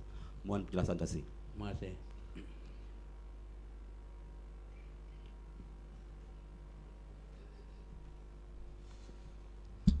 Terima kasih. Yang pertama, ada dua soalan itu. Yang satu tentang sistem fatwa. Saya bukan pakar dalam bidang ini. Tan Sri Datuk Mufti ada di sini, dan Dr. Majid Kamil Abdul Majid juga pakar dalam bidang ini. Beliau bolehlah beri jawapan, ya. Pengurusi majlis ingin beri jawapan, mungkin beliau mengizinkan dirinya menjawab sekejap lagi. Saya rasa soal-soal fatwa ini biarlah saya tidak sentuh. Saya pergi kepada akliyah tentang bagaimana cadangan, ya, untuk menghadapi masalah-masalah sumber maklumat yang pelbagai. Ini satu perkara yang cukup penting yang ditimbulkan tadi. sebab kita diberitahu bahawa kita berada dalam era ilmu pengetahuan ataupun knowledge era. Ini pun perlu difahami yang tersebar dan banyak yang terdapat dalam media itu tidak semestinya knowledge ataupun ilmu yang sebenarnya, tapi banyak informasi, maklumat, tidak semestinya ilmu, dan jauh sekali daripada hikmah ataupun kebijaksanaan. Dan barangkali banyak juga propaganda macam-macam, tetapi tidak disebut propaganda. Dan sekarang kalau kita ikut krisis yang sedang berlaku, skandal yang berlaku di England hari ini, dan Datuk Afifi boleh terangkan lebih dalam lagi sebab beliau tinggal di England begitu lama, cukup besar skandal yang melibatkan media yang cukup penting oleh Robert Murdoch, yang sekarang pun mungkin melibatkan juga Cameron, Perdana Menteri itu sendiri, dalam komisen yang ingin mengkaji korupsi dalam media yang cukup besar. Jadi kita tahu bahawa media itu punya kepentingan-kepentingan, ada kepentingan kanan, kiri, tengah, atas, bawah dan sebagainya. Jadi memang media merupakan satu tantangan yang cukup hebat.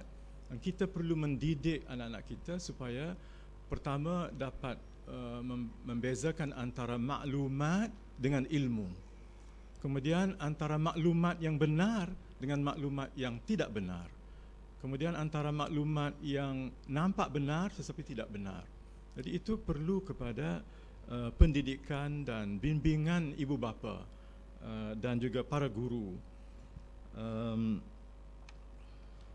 Jadi memang saya setuju dengan saudara tadi bahawa apa yang kita lihat dalam media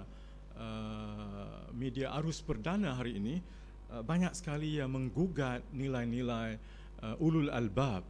Ulul albab ialah manusia ilmu yang beriman, bertakwa, cukup takut pada Allah Subhanahu Wa Taala, berpegang pada Al-Quran dan Sunnah secara mantap.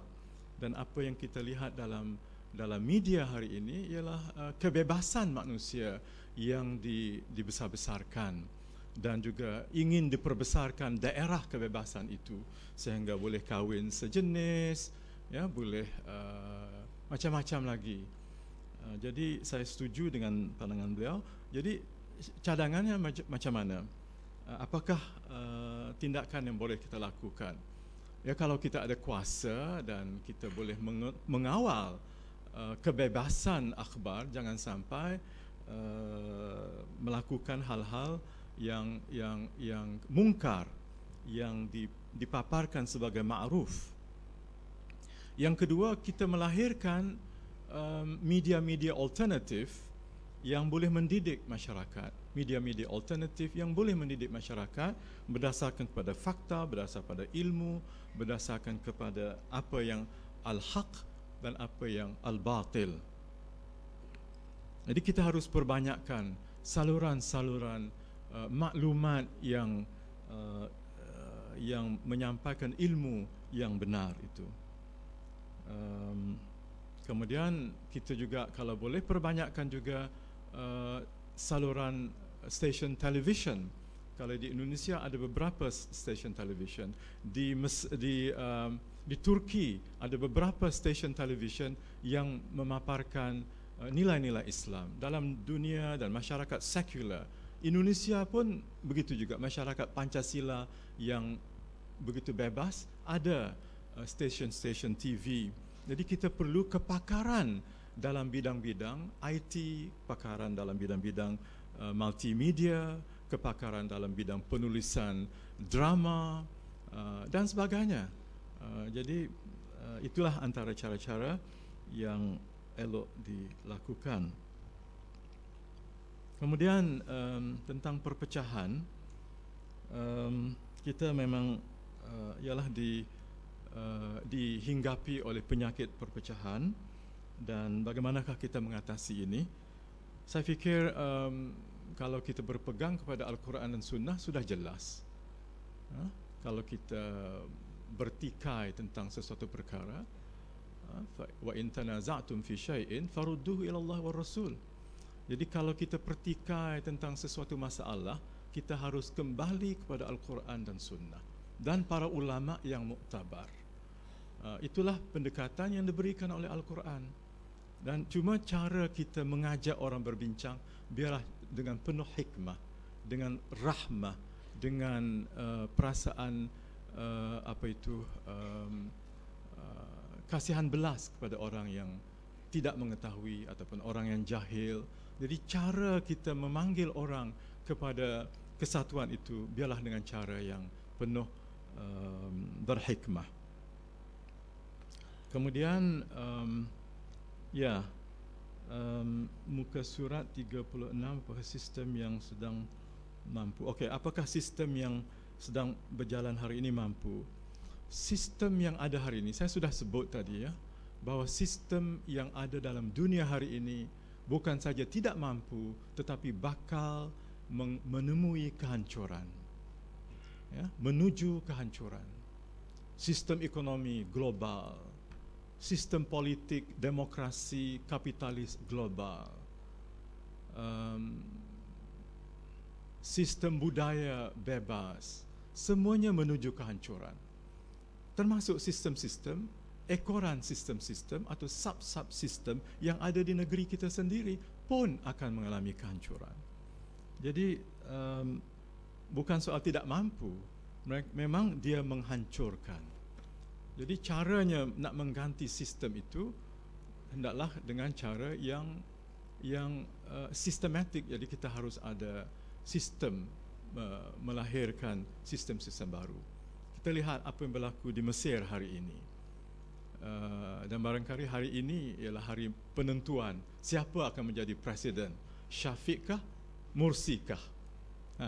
Jadi dua-dua kepada rakyat Mesir akan menjadi masalah, kerana katakanlah Mursi menang, walaupun saya diberitahu semalam oleh seorang yang dekat dengan Mesir, dia kata Syafiq akan menang.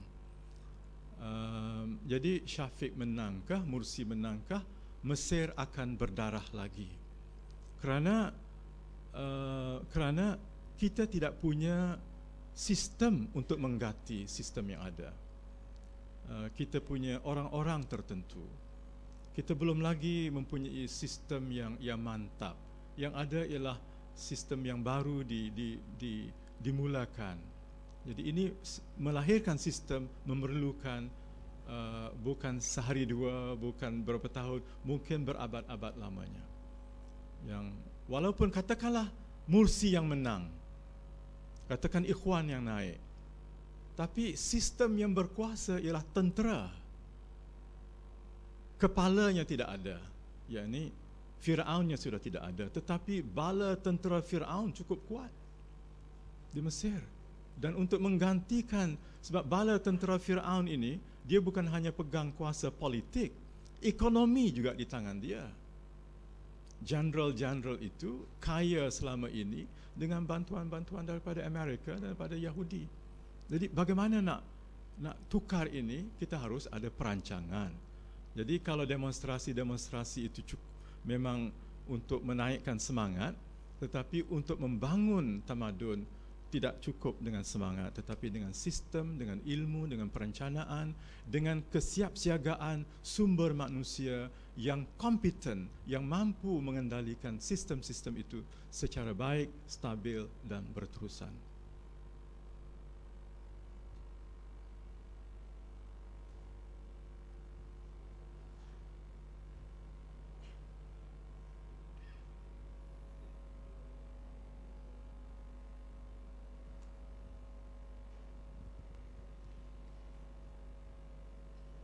Ada lagi soalan-soalan untuk mengambil peluang yang ada?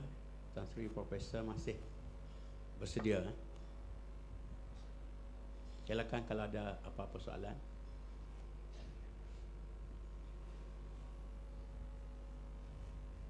Ya, silakan. Perkenalkan nama. Assalamualaikum warahmatullahi wabarakatuh. Saya Muhammad Yasir Muhammad Nur. Tan Sri Profesor, Soalan saya ringkas saja. Saya nak tanya, apa itu secularism? Buku Syed Najib itu dah ada, tapi itu dah lama. Yang kedua, di mana letaknya Malaysia? Negara sekular atau apa benihnya? Terima kasih. Ya, nampak satu sini yang ni. Ya. Assalamualaikum warahmatullahi wabarakatuh. Silakan. Tuan Sri Profesor dan ahli-ahli sekalian, saya ada satu soalan. Jadi soalan saya, kita melihat antara cabaran kita dalam melahirkan ulul albab, gejala-gejala sosial yang banyak. Tapi kita melihat dari aspek pencegahan kurang berkesan.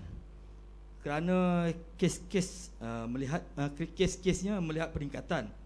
Manakala aspek hukuman juga kurang berkesan. Jadi macam mana agaknya jalan penyelesaiannya? Itu saja soalan saya. Sekian, terima kasih. Terima kasih kepada penyoal-penyoal. Saya dah membenarkan Tan Sri untuk jawab sambil duduk, tapi Tan Sri masih bersemangat untuk jawab sambil berdiri, ya.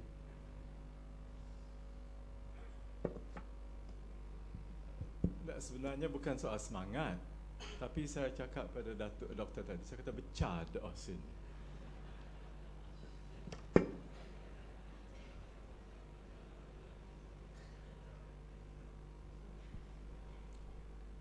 Duduk sini tak pecah. Jadi sebab tu saya boleh tengok, molek, kenal orang, kecek kan. Jadi duduk sini lebih baiklah. Bukan kerana semangat sangat. Bukan kerana nak tunjuk kuat dah. Memang tak kuat pun. Tapi duduk sini rasa sedap sikit. Boleh tengok semua orang. Duduk situ becah dah. Tak tahulah Dr. Kamil dia tak apa, dia kuat, dia ada ilmu. Baiklah, soalan tadi yang saya rujuk pada soalan tentang sekularisme, ya. Apakah itu sekularisme dan apakah Malaysia ini, di mana duduknya Malaysia? Secara ringkaslah, ya. Sebab Ustaz Osman pun dah banyak bicarakan soal sekularisme. Ia suatu faham yang menganggap bahawa agama tidak ada urusan dalam hidup bernegara. Ya, agama tidak ada tempat dalam kehidupan bernegara. Dan munculnya faham ini daripada Barat akibat daripada pengalaman tamadun Barat sendiri yang berhadapan dengan kezaliman dan juga kuasa gereja yang memaksa manusia berfikir dan bertindak sesuai dengan kehendak gereja yang bertentangan dengan akal manusia.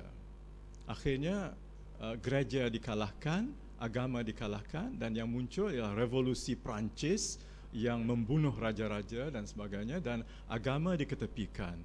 Lalu sekularisme ialah faham bahawa agama tidak punya tempat dalam hidup bernegara. Agama hanya untuk hidup pribadi sahaja. Religion is a private matter. Religion is not for the public space. Okay? Baik. Kalau kita lihat Malaysia, di mana duduknya di Malaysia? Sebagai negara, sebagai rakyat, kita tahu macam-macam, ada Islam, ada bukan Islam. Tapi negara Malaysia, adakah negara Malaysia ini menganggap bahawa agama tidak ada tempat dalam sistem pemerintahan? Saya fikir tidak, sebab memang kerana Islam ialah agama persekutuan dan banyak sekali, dan juga agama ialah urusan tiap-tiap negeri. Religion is a state matter, dan tiap-tiap negeri itu ada punya kuasa untuk mendaulatkan agama. Jadi dari segi itu dia tidak sekular dari pengertian itu. Negara juga mendirikan sekolah-sekolah agama.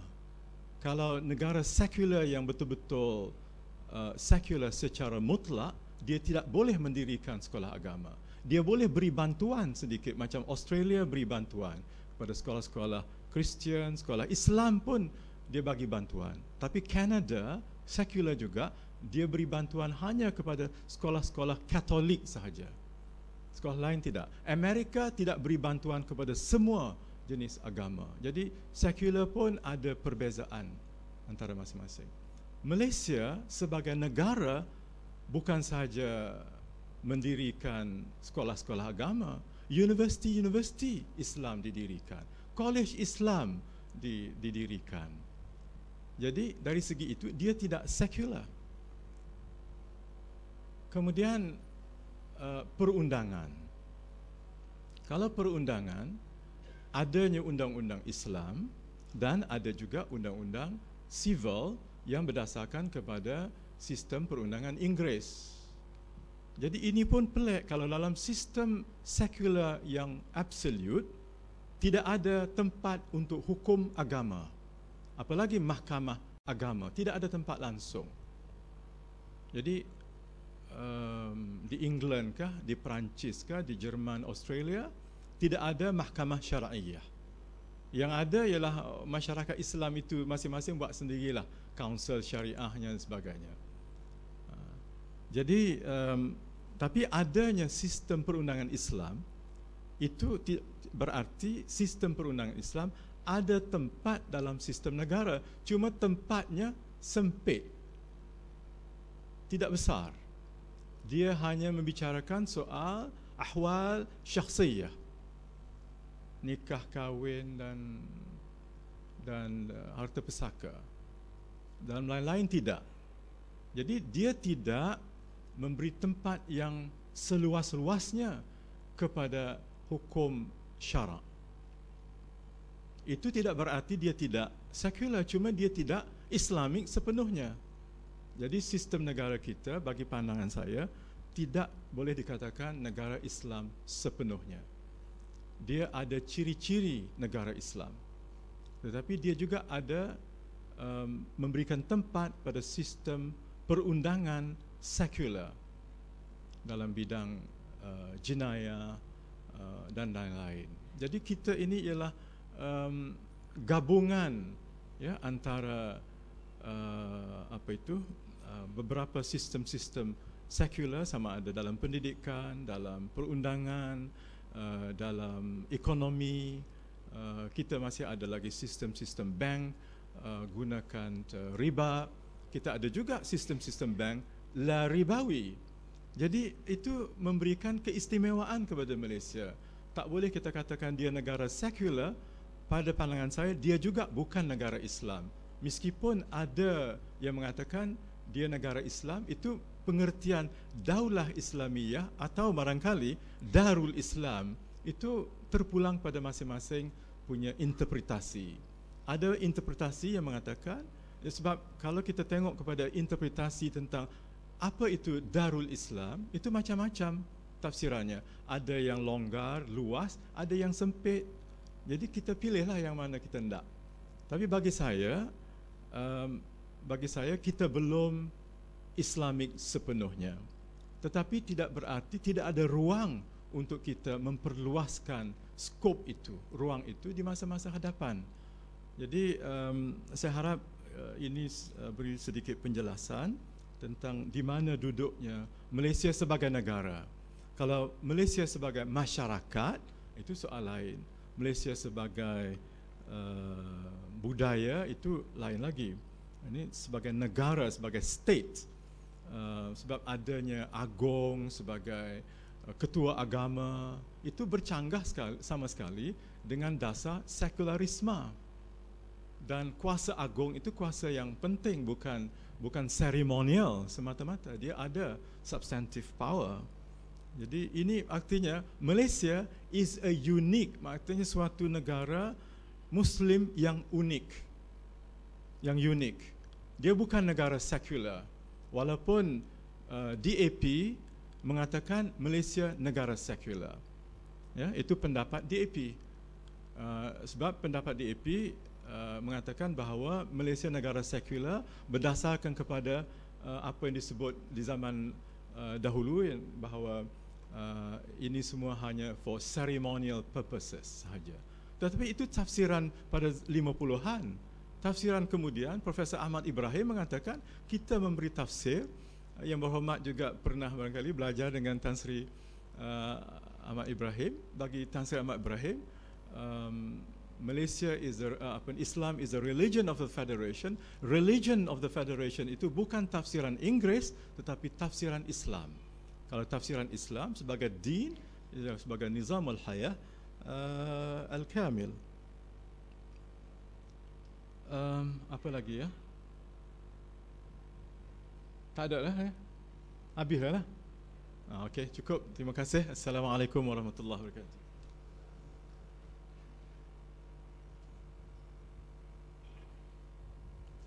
Alhamdulillah, kita rasa cukup berpuas hati dengan tajuk yang dibentangkan dan soal jawab yang saya rasa memenuhi kehendak semua pihak, dan kita telah mendapat ilmu yang banyak pada pagi ini. Mudah-mudahan dapat kita kongsi bersama dengan orang-orang di luar sana.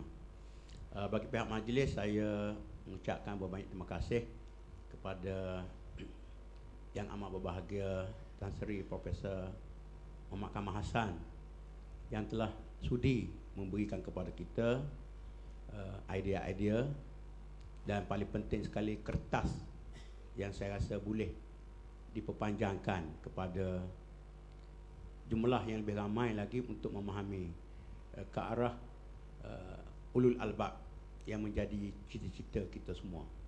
Mudah-mudahan dengan syarahan ini dan soal jawab yang telah berlangsung dengan baik dan tenang, walaupun dalam nada yang lembut, cukup bersederhana, tapi dalam masa yang sama saya rasa Tan Sri telah memberi jawapan-jawapan yang cukup tegas dan jitu untuk menjadi pegangan kita. Sekali lagi saya mengucapkan terima kasih dan saya serahkan majlis kepada juruacara. Sekian wabillahi taufiq wal hidayah. Wassalamualaikum warahmatullahi wabarakatuh.